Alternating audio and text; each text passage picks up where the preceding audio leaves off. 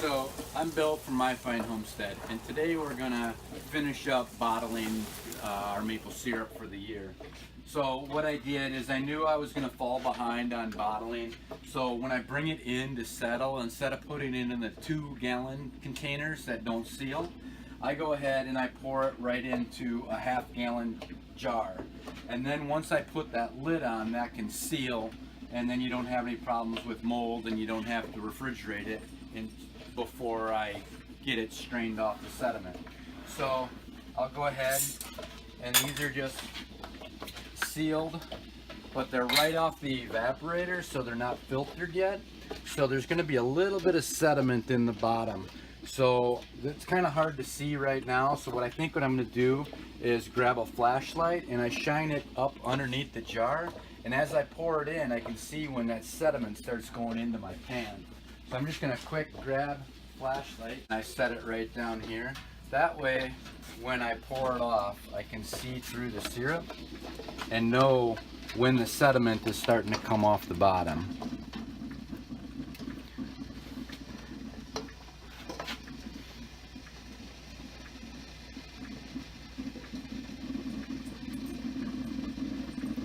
So you can kind of see it's just starting to come right there. You can kind of see that coloration difference in the line in there. So now that one I'm just going to leave. So a lot of that has sediment on it. So I'm going to take that and set that off to the side, and I'll go ahead and do the next one.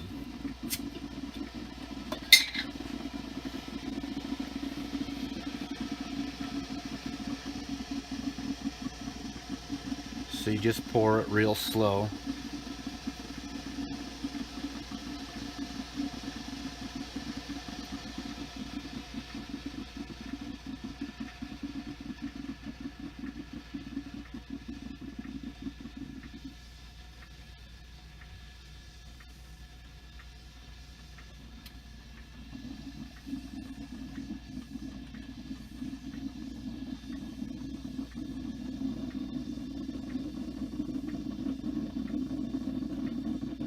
Just start to see it coming there.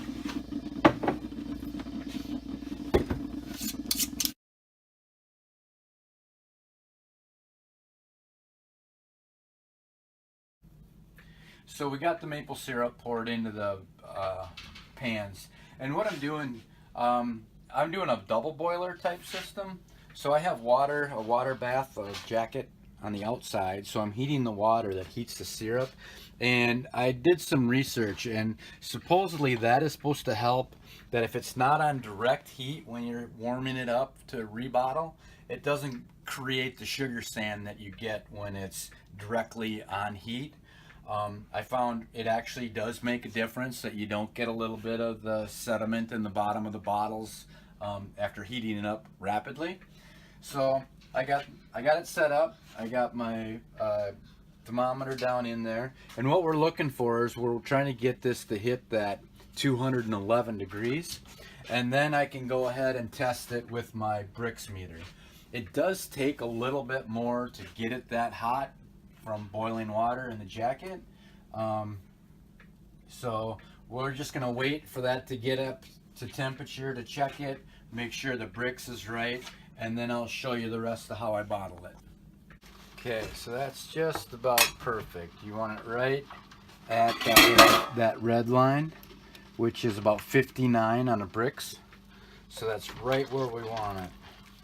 So now, what I did is I used to just pour it right into the bottle, the jars, take it into a glass and pour it into just my little tiny jars. But I found an old coffee pot works really good for this. So what I do is, first you need to actually put water in your coffee pot,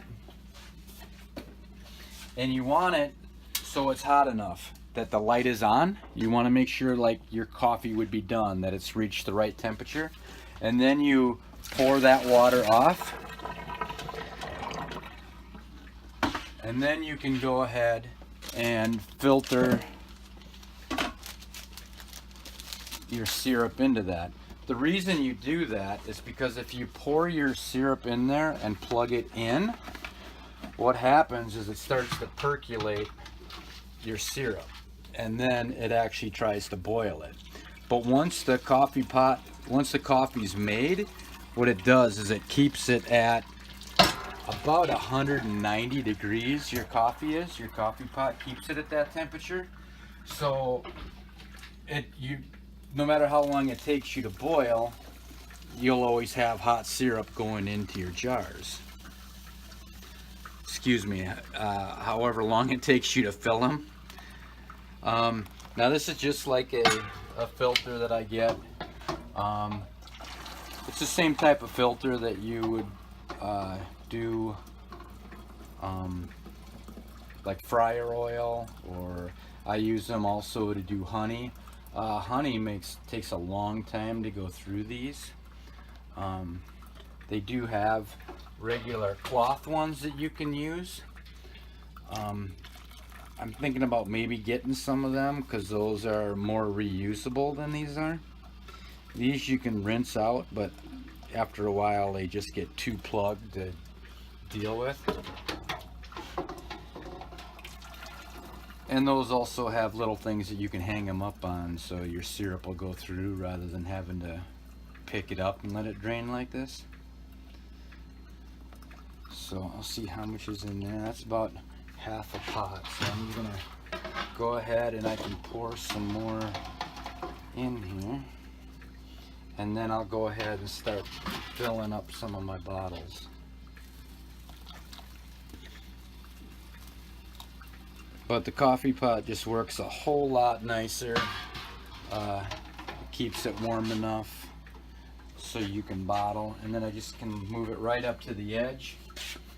And I'll go ahead and open up I got a brand new box of bottles here.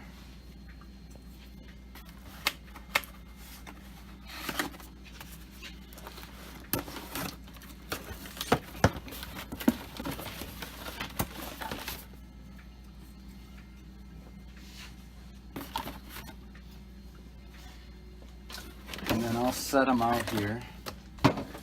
So they're all here. I'm going to go ahead and rinse them with hot water so I'm not putting, hot sap in a cool jar. These aren't real warm right now. So we'll take all these out.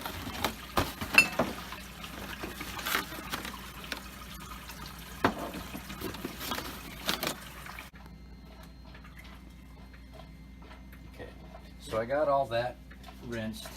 So now I'm just going to go here, and all you have to do is open up the spigot and just fill up your jar. I kind of did that one a little bit wrong. You don't want to run it directly in because you get those bubbles in there, and you want to kind of stay away from that. So then you just go ahead, push your lid on, and then what I do is I lay them down on the side like that. And what that does is it helps sterilize your lid, because right now that syrup is about 190 degrees. Actually, it's still probably warmer than that because we had it up to 211 just a few minutes ago. And I just go ahead, you fill it right up to the neck there. Go ahead and put your cap on.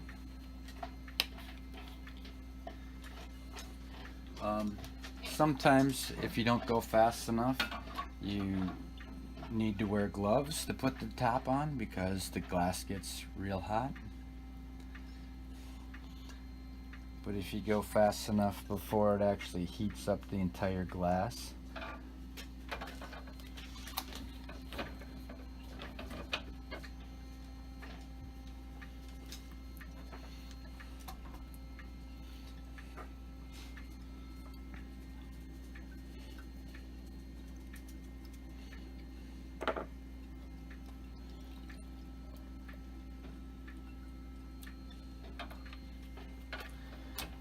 so sitting here doing this kind of reminds me like when we first started. When we first started boiling, we only did a couple trees in the front yard, and I boiled it all down in the house, just on a kettle on the stove. And then I decided that wasn't the way to do it. The next year we did it. I did it outside on a propane burner, and it just seemed to take a long time, and then I was really starting to get into it and tap more trees. So I had a friend of mine that can weld stainless, TIG weld it, and he went ahead and made me up my first evaporator pan that I kind of showed you in a different video. And I did that on top of cement blocks that I used and just boiled it down that way. But cement blocks don't last very long when you get that kind of a heat from the evaporator. So then after that I went to a 250 gallon drum, like an old fuel barrel drum, and cut that out to fit my evaporator pan. And that year I actually ended up putting like an old truck topper over the top because it rained that year, and it would, you know, make the syrup stop boiling when you got more water added to it, cold rain. So I ended up putting a truck topper over the top. And then after that I tried to design the evaporator that I have out there now, and ever since then I've been using that. We did move that inside at first, but like I said, you know, the amount of water that comes off of that, the vapor that comes off of syrup, you don't realize, and it would all end up condensing on the roof and the walls of my shed, and I didn't like that, so I moved it outside in front of the shed, and that's where it's been ever since. We've been doing this for, I think it's about 10 years now, but I kind of look where we started from. You know, I did it on the stove. I think I got maybe a pint that year, and now this year it still doesn't seem like a lot probably to most people, but we got like 36 gallons of syrup this year, and we're gonna close up. It's starting to not run as good. I don't like re-drilling trees or putting more holes in them throughout the season. Some people will drill them back out and make them run more, but I think we're just going to call it a season on the homestead. Now we're starting to get in and try to get into the fields, even though we just got a whole bunch of snow last night again. It'll be a while before we get into the fields, but we're starting stuff in the greenhouses and starting seeds and everything in flats. So that's kind of where our energy is going now. So I just wanted to get a video done of kind of how we ended up bottling now, because this is kind of a slick way. You know, a coffee pot like this is only 40 bucks, maybe 50 bucks, where if you get the actual bottling one that runs off of propane, I know it does probably a better job, but those, I've looked at one that around $1,600, $1,700, and I just couldn't justify that. But I'm just gonna keep bottling this.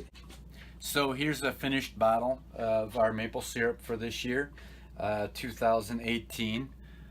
This has been Maple Syrup Season Part 12, and thank you for watching.